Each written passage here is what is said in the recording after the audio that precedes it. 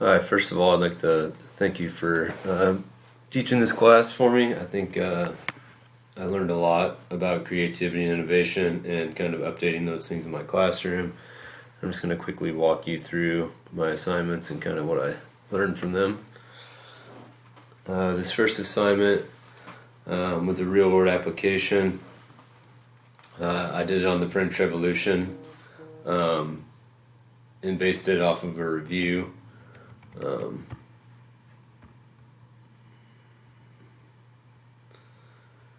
The materials needed, they just need the review and the rubric and the Google Slides, and then they're going to use a website builder.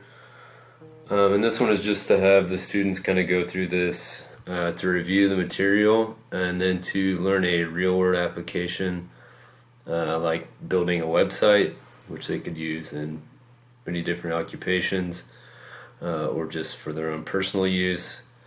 And they're really just supposed to work as a group to create this review, this website review. So that's the first assignment. Okay, then was my Reimagine lesson. Okay, this one is an assignment based on the Columbian Exchange in the book Guns, Germs, and Steel, which is a great book if you haven't read it. Just talking about geography and its impact on history and how different civilizations were successful based on geography.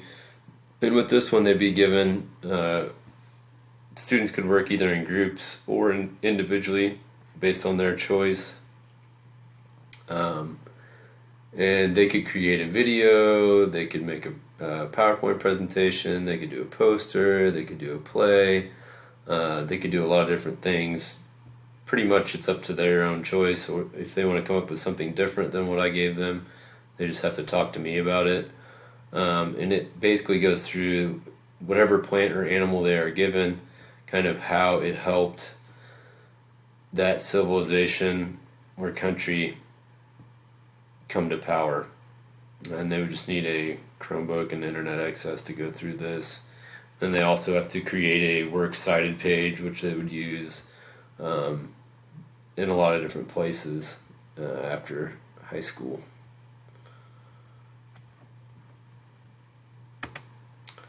My next lesson was the cross-curricular lesson. I would say this is an aspect I want to continue to work on, and I want to work with some other departments on the English department, even theater department, on what I could do and some ideas on making more cross-curricular lessons just to show that there's a little bit more integration between what we do at school and more continuity. And this one's on 19th century America, specifically the Brooklyn Bridge. And with this one, we would first watch the Ken Burns documentary, The Brooklyn Bridge. And then what students will do is they could create an article, they create a podcast, a video, a screencast, an interview, or anything else they want to use or create. And they'll talk about how the construction of the Brooklyn Bridge and the design of it was part of risk-taking, how there was vision, how architecture, physics, construction, economics, and politics were involved. And then they will pair that with a modern-day invention and how it also incorporates those same ideas and areas. Then was my virtual learning lesson plan. This one's on the Renaissance. And with this one, it's just a web quest. And with this web quest, they just have to go through. We'll do a Google Meet. They can also ask me questions on Google Hangouts, and this is kind of just to make the virtual learning a little bit more personal. And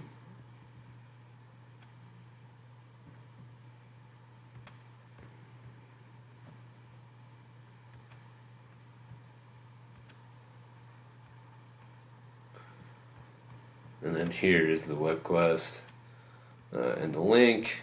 and then students just have to go through and answer the questions.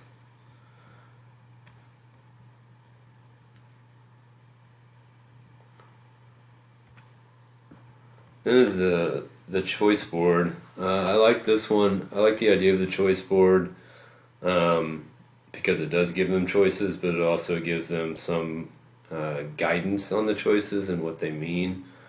And this one is on Renaissance art.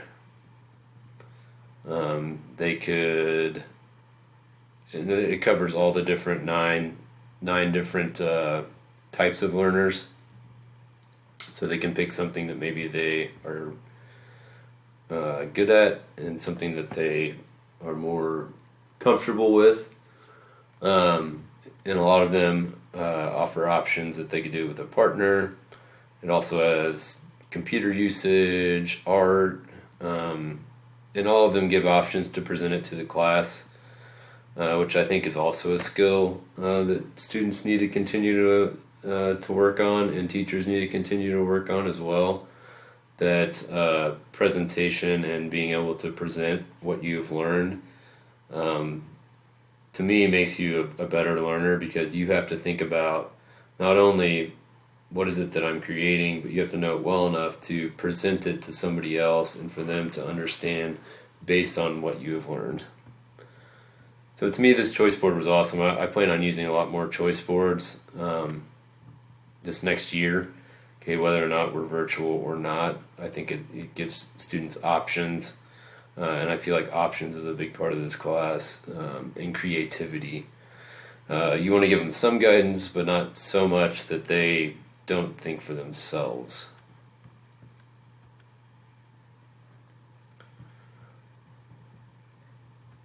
As far as how do I plan to make my lessons in class more creative and innovative, and make students more creative and innovative, I think that a big part of it is to give students more choice in how and what they're learning about, obviously within the confines of my content area.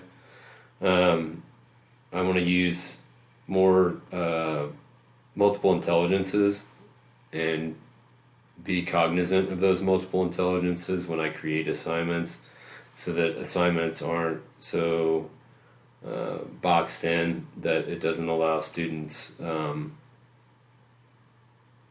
to utilize what they have. I also want to try and do more collaborative work. I think a lot of students learn better from each other than they do from myself or by themselves, and in order to do that, I want to involve more collaboration.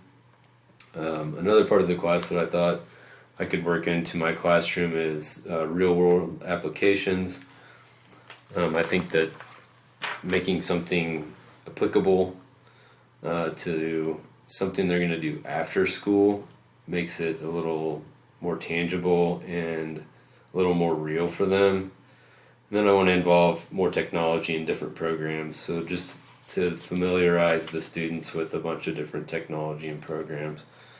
Again, thank you for the class, and I hope this took you through some of my work and gives you an understanding of what I learned and how I plan on utilizing these programs in the future.